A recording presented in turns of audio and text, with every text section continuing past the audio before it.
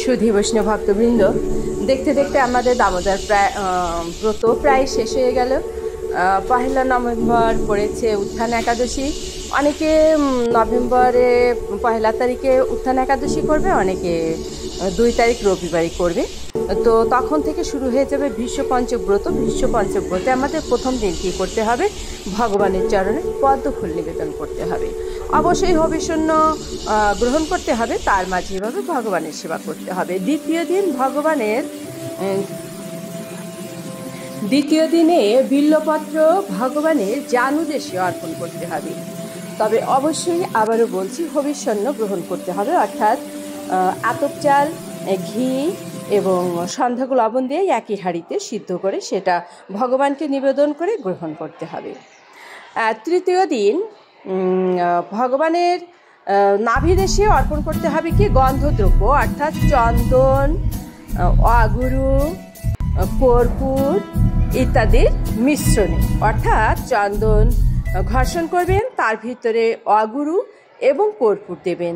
উভয়ে ঘর্ষণ করে সেটা মধ্যমা অঙ্গুলির অগ্রভাগে লাগিয়ে ভগবানের নাভিমূলে অর্পণ করতে হবে। সুধী বৈষ্ণব ভক্তবৃন্দ, আবারও বলছি, আমরা কি করব? হবিষ্যান্ন গ্রহণ করব এবং এই ভীষ্ম পঞ্চক ব্রত এমনিভাবে পালন করব।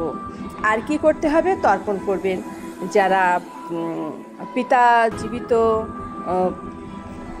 আছে তাদের দরকার নাই, যাদের পিতা জীবিত নাই তারা পিতৃতর্পণ করবেন। অবশ্যই ভীষ্মদেবের জন্য তর্পণ করা বাঞ্ছনীয়।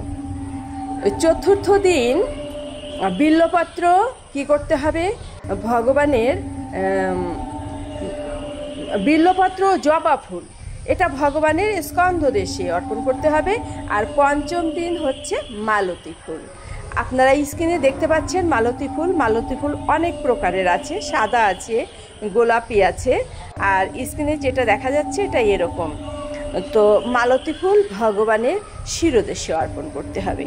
সুধী বৈষ্ণব ভক্তবৃন্দ, আমরা এই পঞ্চম দিনে পঞ্চপ্রকার ভগবানের অর্ঘ্য, শ্রদ্ধার্ঘ্য, এটা যেন আমরা অর্পণ করি, ভগবানের সেবা পুজো করি। আর দীপদান একইভাবে চলবে। আর সেই সঙ্গে হবিষ্যান্ন ভোজন পূর্ণিমার দিন, অর্থাৎ বুধবার নভেম্বরের 5 তারিখ, সেই দিন ব্রত সমাপন হবে। সুধী বৈষ্ণব ভক্তবৃন্দ, সকলে ভালো থাকবেন।